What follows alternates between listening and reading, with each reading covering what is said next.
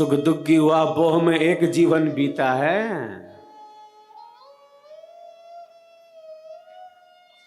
अनंत अनंत जन्म और जीवन बीत गए।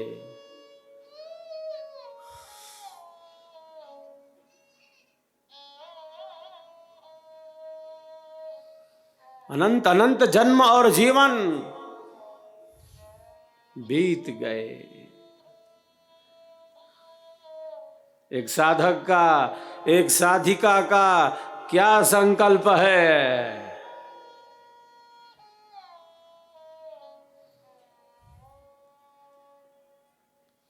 सदगुरु की उद्घोषणा क्या कहती है?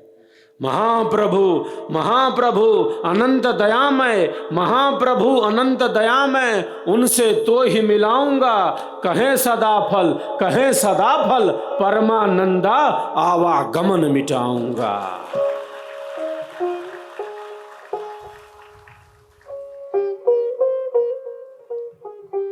दुखों से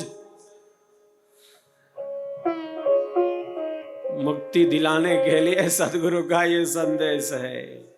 कितना भोगेंगे और कितने जन्मों से भोगते आ रहे हैं, मैं तू यह वाह।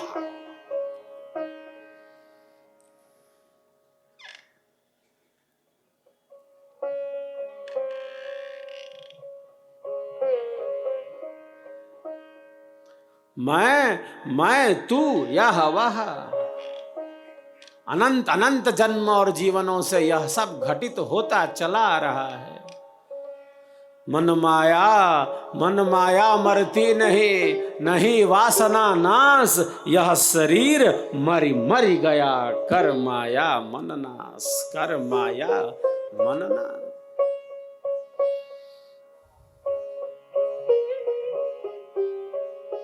शरीर उत्पन्न होता है और चूंकि वह उत्पन्न हुआ था वो नष्ट होगा। ये सृष्टि उत्पन्न हुई है और क्योंकि यह उत्पन्न हुई है ये प्रलय में जाएगी।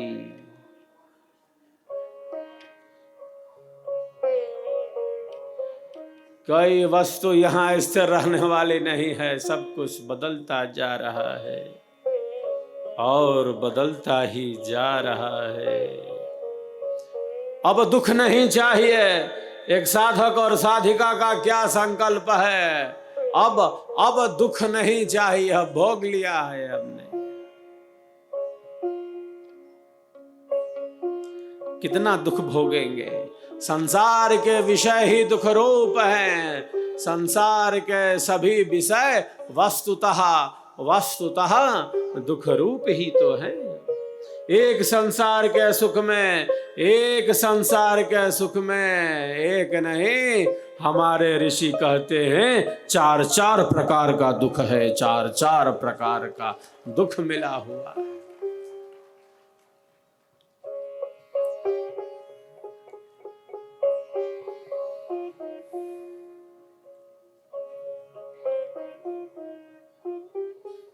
परिणाम दुख है, ताप दुख है, संस्कारों का दुख है और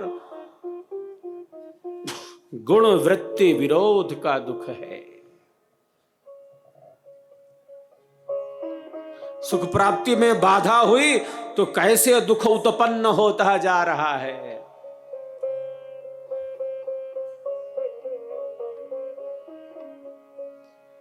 कामनाओं की पूर्ति नहीं हुई तो जैसे कैसे दुख का सागर उमड़ने लगा है। इच्छाओं की पूर्ति नहीं हुई तो कैसे ये दुख प्रकट हो गया है।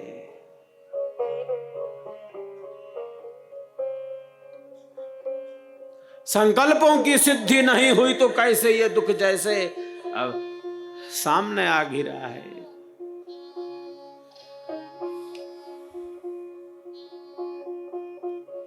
तो परिणाम ही दुख है, ताप दुख है।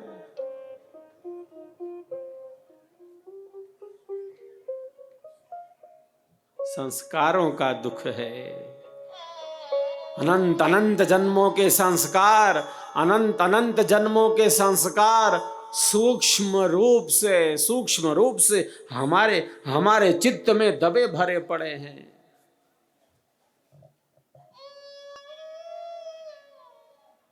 कई बार जिज्ञासा प्रकट करते हैं कि ऐसा विचार कहां से आ गया। वो अपने विचारों से भी जैसे व्यथित हो गए हों। मेरा इस जन्म में तो ऐसा चिंतन न था, मेरे विचार ऐसे नहीं थे, इस जन्म में ऐसे विचार नहीं थे, ऐसे दृश्य नहीं थे। अपने ही विचारों से जैसे वह पीड़ा और दुख का अनुभव कर रहे हैं। जो आत्म कल्याण का इच्छुक है, जो सत्संगी है, जो श्रेष्ठ मार्ग का पथिक है, अगर उसके विचारों में अनियंत्रण हुआ तो वो तो घबरा जाता है। बहुत बार वो घबरा जाता है। वो कहा कि ऐसा मेरा चिंतन नहीं, इस जन्म और जीवन में तो नहीं। ये विचार कहां से आ गए?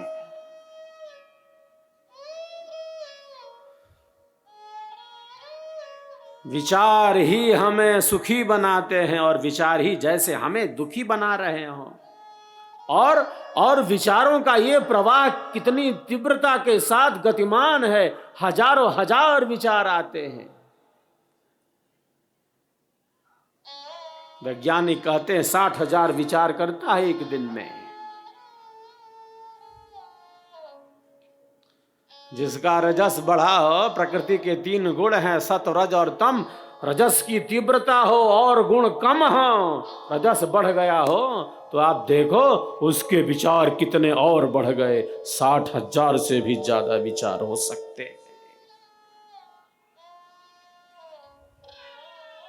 ये साहब घबरा गए हैं कि ये विचार कहां से आ गए। अपनी व्यथा को बता रहे हैं।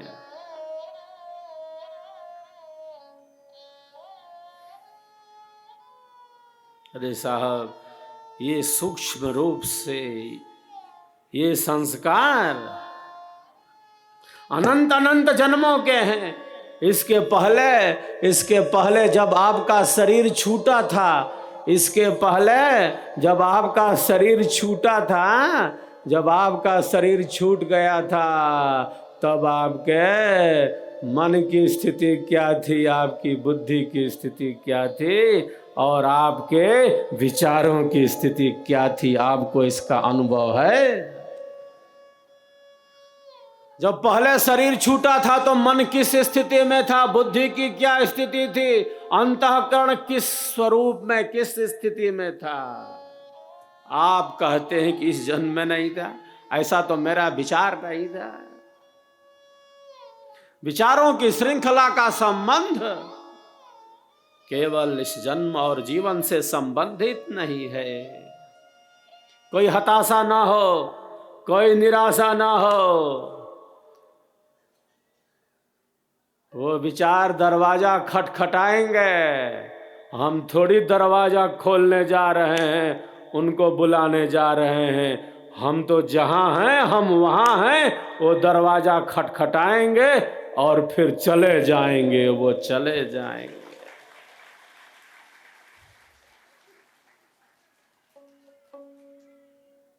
वो हमारा दरवाजा खटखटाएंगे।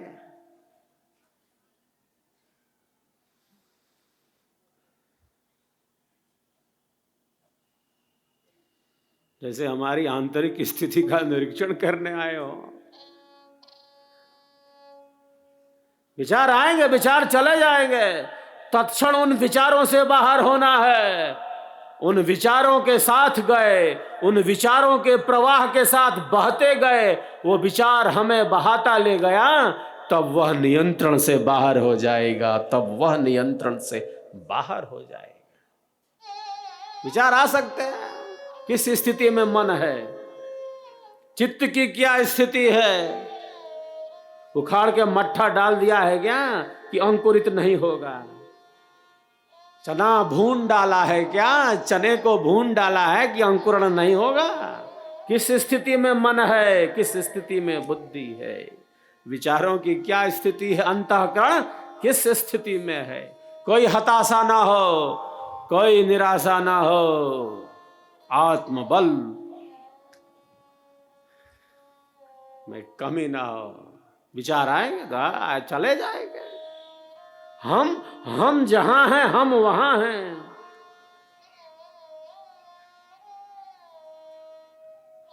सूक्ष्म रूप से ये सारे संस्कार हमारे चित्त में दबे भरे पड़े हैं। अनादि काल से अनंत अनंत जन्म और जीवनों से नाना प्रकार के कर्मों को करते हुए, शुभ अशुभ पाप पुण्य कर्मों को करते हुए, नाना प्रकार के भोगों पदार्थों संबंधों को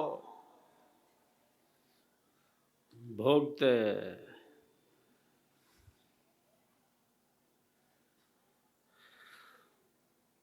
चले आए हैं।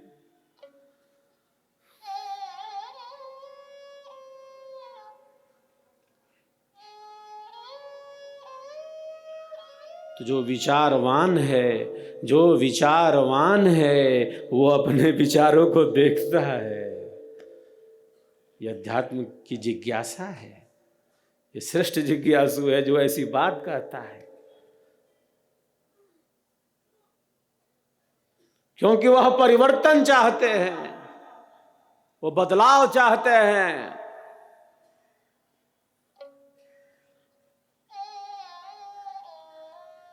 इसीलिए जिज्ञासा बड़ी वस्तु कही गई है। जिज्ञासा बड़ी वस्तु है। जिज्ञासा का अभाव ना हो, जिज्ञासा का अभाव ना हो। अपने कल्याण की कामना से, शुद्ध भाव से, संशयों की निवृत्ति के लिए जो शिष्य की जिज्ञासा है, सदैव उसका सम्मान करना चाहिए।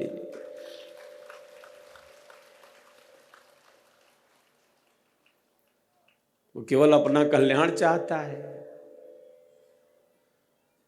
और कोई भाव नहीं है। ओ शुद्ध भाव से ये जिज्ञासा है।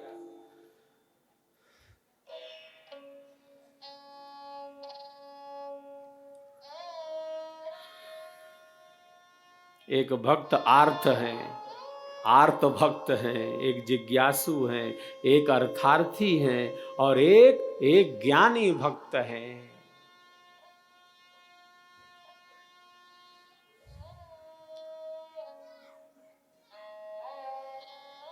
हमारे देश की उपनिषदें इसी जिज्ञासा भाव का ही परिणाम है। गुरु के समीप बैठना, सत्संग कर लेना, संशयों की निवृत्ति कर लेना, जिसका श्रवण किया है उस पर ठीक ठीक मनन कर लेना, विचार कर लेना, अपने विचारों को दृढ़ कर लेना। और जो श्रवण किया, जिस पर विचार किया, जिन संशयों की निवृत्ति की है, वह हमारे व्यवहार में, वह हमारी क्रिया में, वह हमारे जीवन में उतर जाए, तभी तो विद्या और ज्ञान की उपयोगिता है। श्रवण किया, मनन किया, प्रवचन किया, स्वाध्याय किया,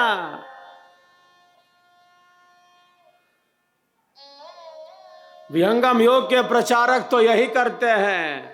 जो साधक और साधिकाएं हैं वो तो स्वर वेद का स्वर सुनाते रहते हैं।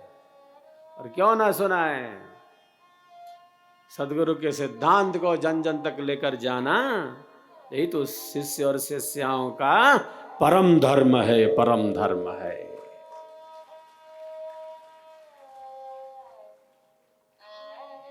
तो श्रवण किया है उन्होंने, मनन किया है,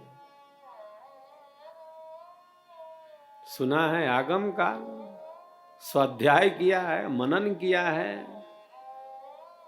प्रवचन किया है, दूसरों को सत्संग दिया है। जो उन्होंने जाना समझा और जिस पर विचार किया, जिस पर अपने विचारों को दृढ़ किया, वो विचार केवल वहीं तक सीमित नहीं है, वो सिद्धांत वहीं तक सीमित नहीं है, दूसरों को भी दिया है। गुलाब का फूल है, वो सर्वत्र अपनी सुगंधि बिखेरेगा। आप उसको कहीं रख दो, गुलाब का फूल तो सुगंधि ही बिखेरेगा। सत्संग की सुरभि से, सत्संग की सुगंधि फैलाएगा। गुलाब का फूल आप चीनी के बोरे के पास रख दो, गुलाब का फूल आप गोबर के पास रख दो, कहीं रख दो, वो तो सुगंधि ही फैलाएगा, वो तो सुगंधि ही फैलाएगा। शिष्य और शिष्याएं जहां भी हैं वो तो सुगंधि फैला रहे हैं।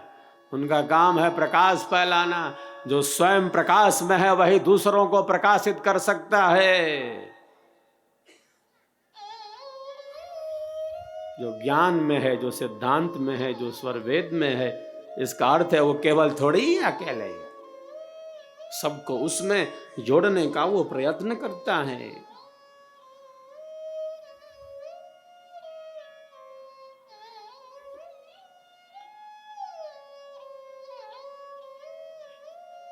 आगम काल है, स्वाध्याय काल है, प्रवचन काल है और व्यवहार काल। जिसको सुना, जिसका मनन किया, जिसको सुनाया, वो केवल वाणी तक सीमित नहीं है।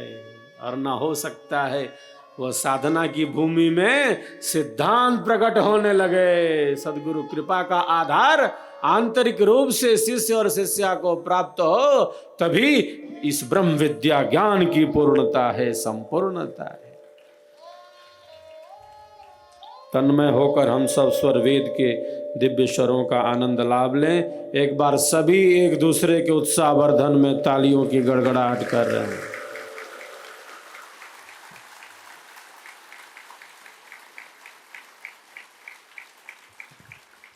हम सब का संकल्प महान,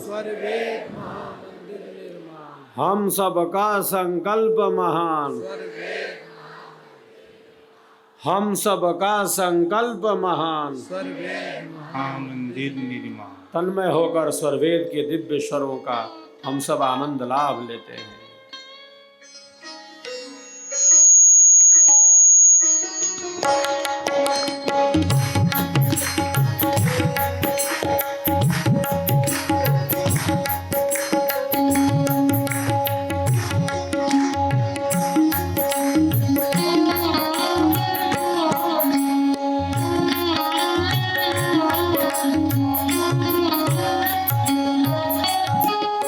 अनुभव सहज उठान में भय अधरा के पार। अनुभव सहज उठान में भय अधरा के पार। आसन अदम सुवास है, स्थिर अचल विचार। आसन अगम सुवास है, स्थिर अचल विचार। जय स्वर वेद कथा, जय स्वर वेद कथा, जय स्वर वेद कथा।